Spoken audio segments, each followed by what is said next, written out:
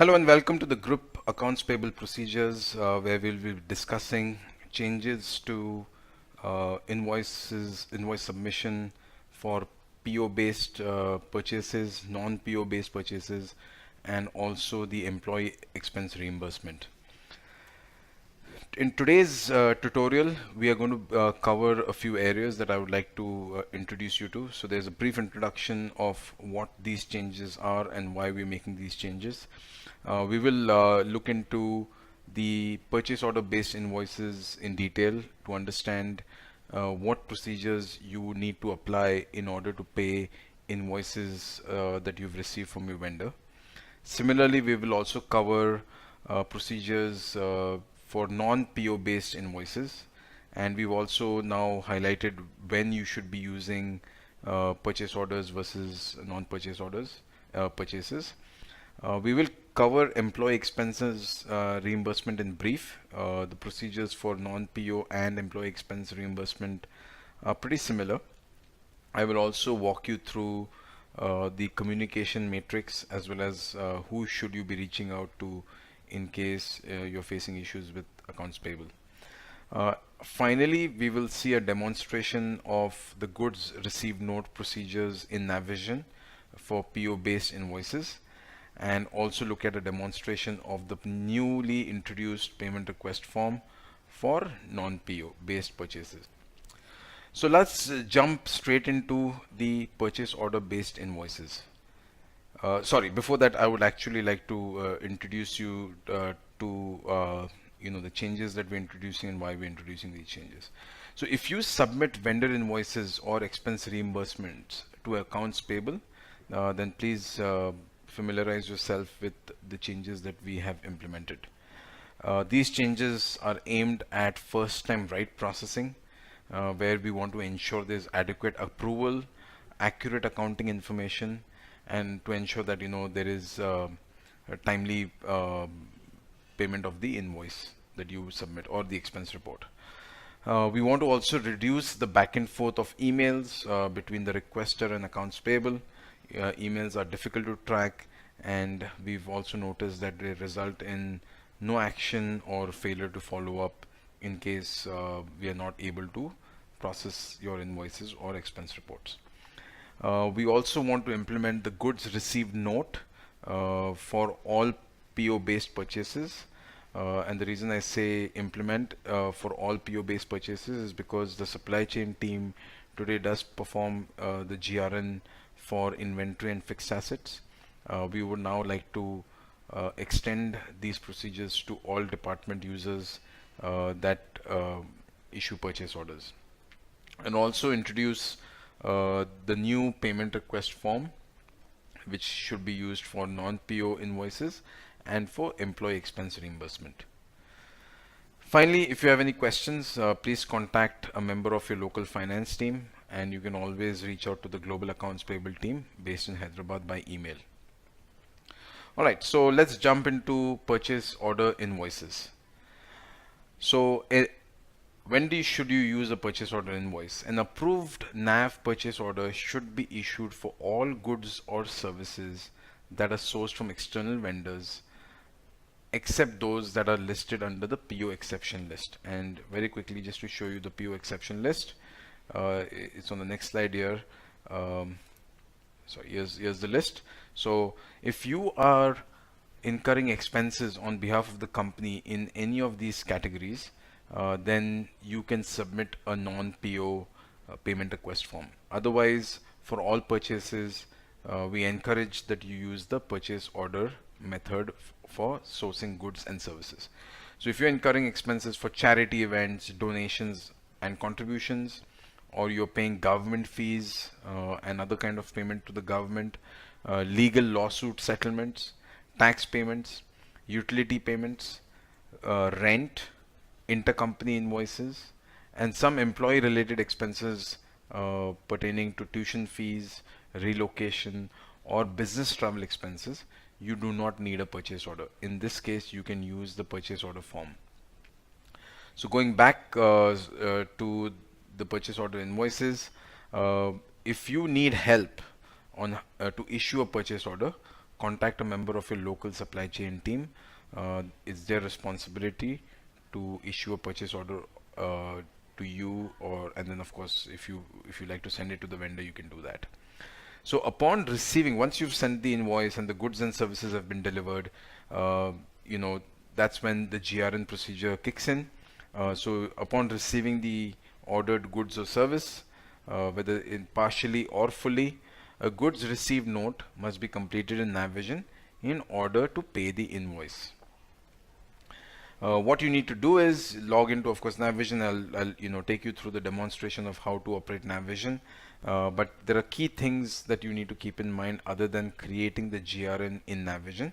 You need to provide evidence of an approved evidence of delivery note for goods or an email confirmation for services along with the approved invoice. That is to say that if you've already received the invoice and you have the delivery note and email confirmation, then you need to attach those documents to the GRN in Navision. Usually your department head or director can approve delivery notes and invoices. If you do not have access to Navision, and of course a lot of us do not have access to Navision, we have appointed department-wise GRN users in a few countries, and we will be rolling this out to the other countries as well, who can perform GRN on your behalf or on behalf of your department. All right. Then finally, the accounts payable team will access the GRN that you've created in Navision. They will compare the purchase order, the approved purchase order, with the delivery note and the invoice to perform what we call as the three-way match. Okay.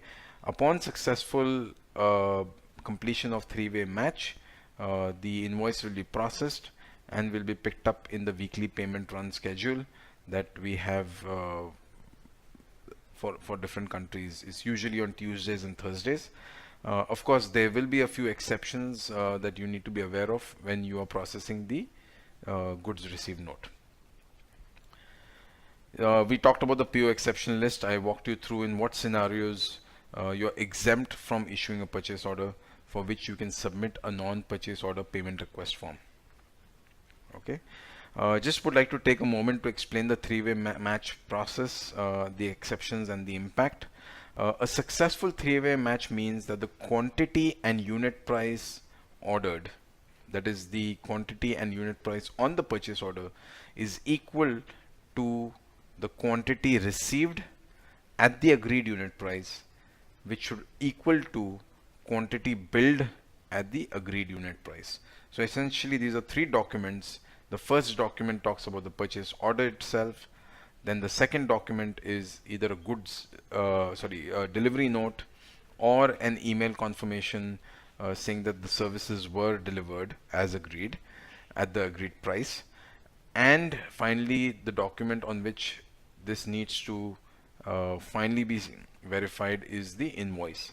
So, and I've said equal to here, but it can be equal to or less than. So if the delivery note and the invoice, the values on those two documents are less than the values on the purchase order, it is possible that you will do a partial GRN in such cases where you got to make a payment for whatever has been delivered up to a certain point.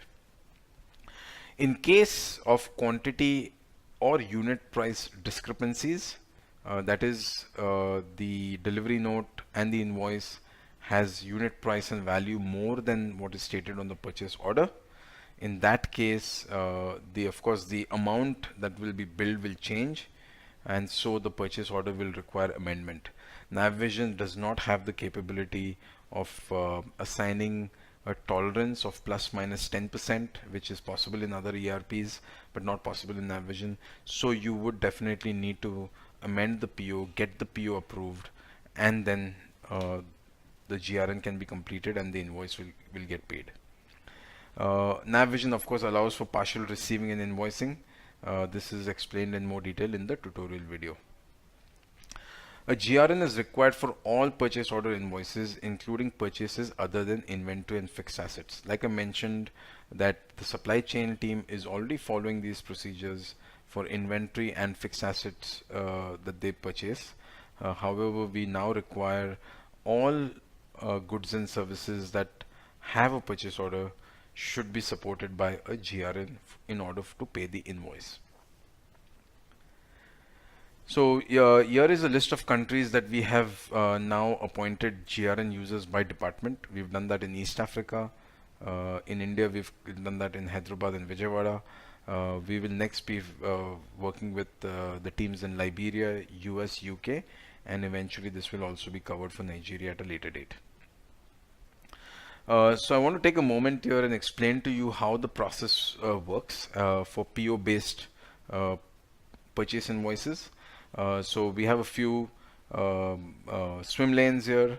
There's the requester, that is yourself if you are the one that is requesting for a vendor invoice to be paid, or it could be a GRN user in case you do not have access to NavVision. Then of course it's your department approver, usually the head of the department or the director. There's the accounts payable team, the country finance team, and finally treasury, who uploads the payment into the bank and the vendor gets paid. So starting right at the top, you have received goods or services. A positive confirmation would then trigger the remaining process. So what you got to do is, once you've received the goods and services, you will be given a delivery note by the vendor, and may be possible that they will also give you the invoice along with the delivery note. In certain cases it is delivery note come invoices. In some cases the invoices may come later.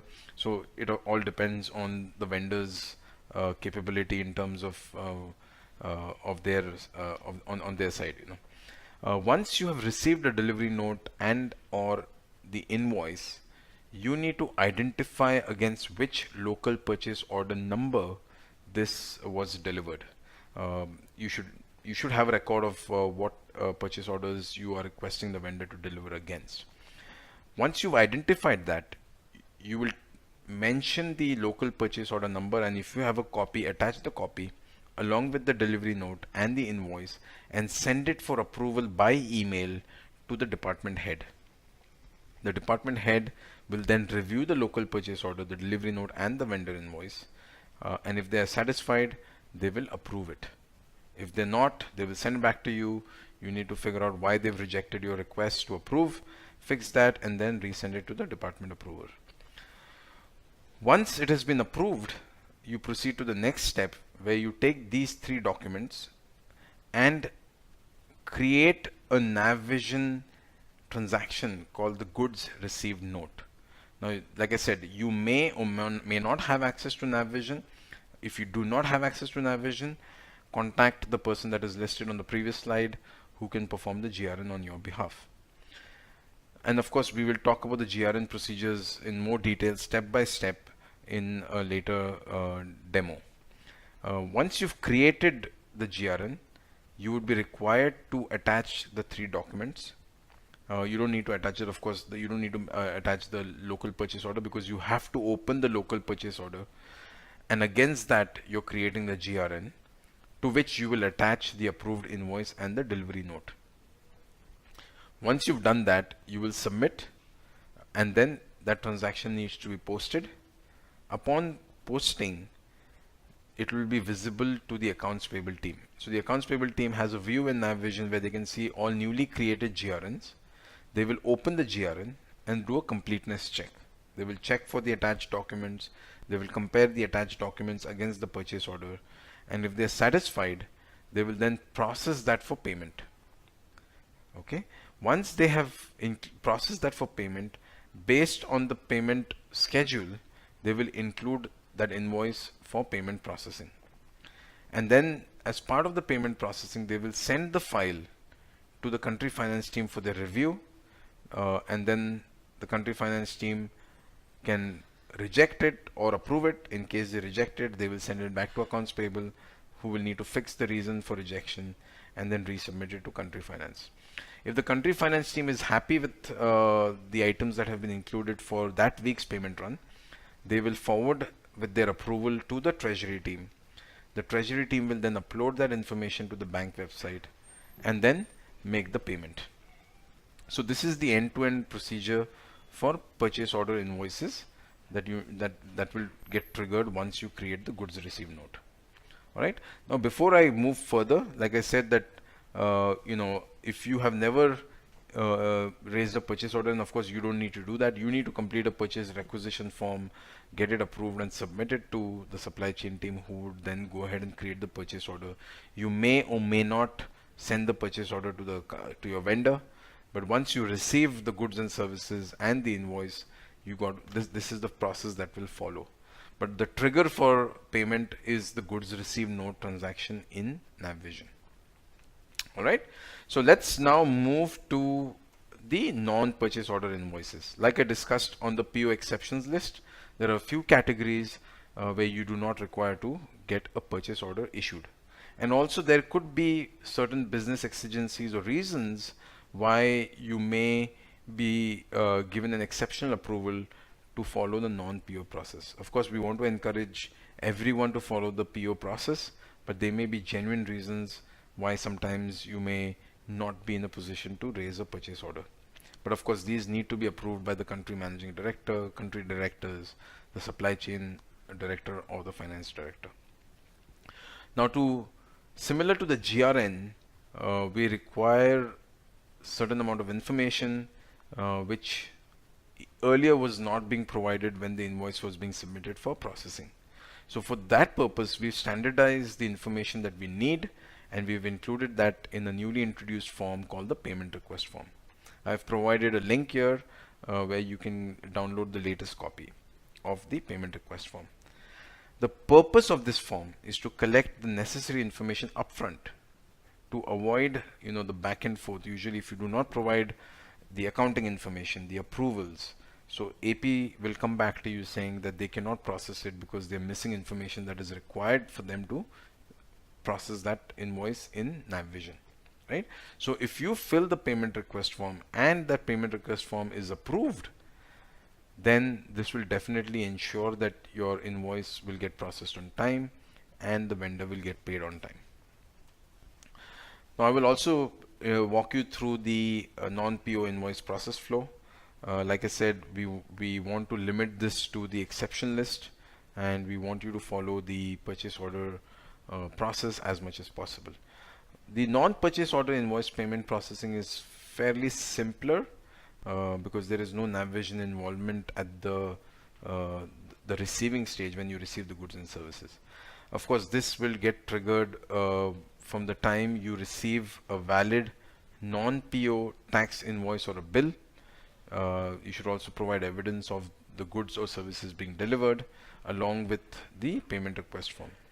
You would then complete the payment request form and send it by email along with the supporting documents to the country finance team. And the reason we want you to send it to the country finance team is to do a check on the information that you are submitting. Now we want you to send this in PDF only, because even if there is incorrect information, we do not want the payment request form to be editable once it has been filled out by the requester. Any edits that need to be made for incorrect information or missing information will be done by the finance team on the body of the email. If you are confident about the information that you have put into the payment request form, you may skip this step, but we would encourage you to get accurate information if you want to send this directly to the approver for processing. Of course, in the process step that we've explained here, the country finance team will then review those documents, and they will forward an email for approval to the department head or the department director. And in case they need to add any missing information or correct information that you have provided on the payments request form, they will include that on the body of the email. They will send it to the approvers receive it, review it, and if they approve it, it can be forwarded to the country accounts payable team. If not, it will get rejected back to you. You need to fix the reason for rejection and resubmit it for approval.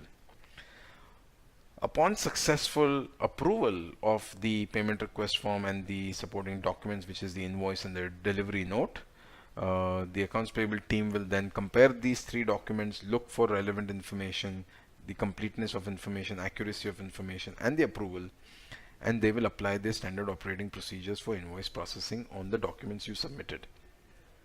Once that is done, and of course, one step that is missing here is similar to the purchase order based invoice processing. They will include this in the payment run, send it to the country finance team.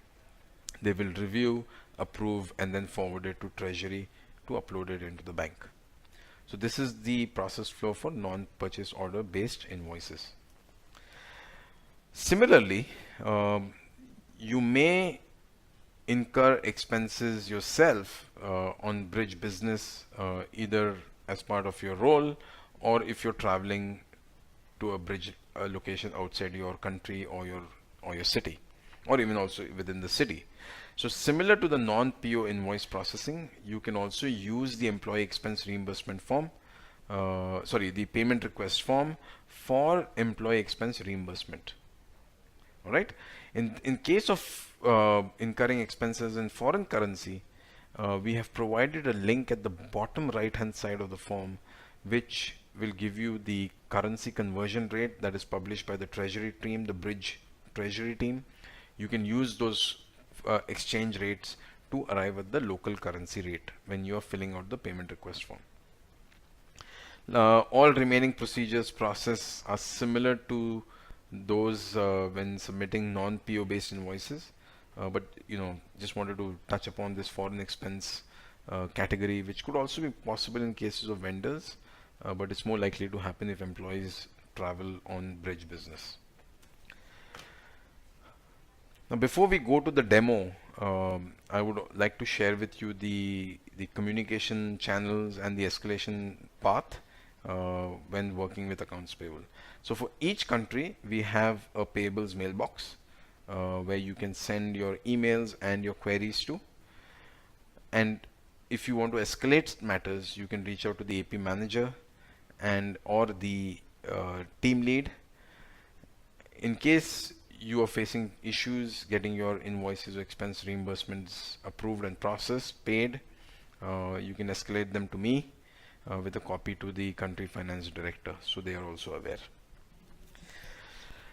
Now finally here we will look at the demo of the goods received note for PO based invoices, in which we will learn step by step how to create the GRN in NavVision, understand what documents need to be submitted along with the GRN, also actually see how to attach those documents in GRN, what happens when the goods or services received or billed are more than ordered, what issues you will run into if they are more than the PO.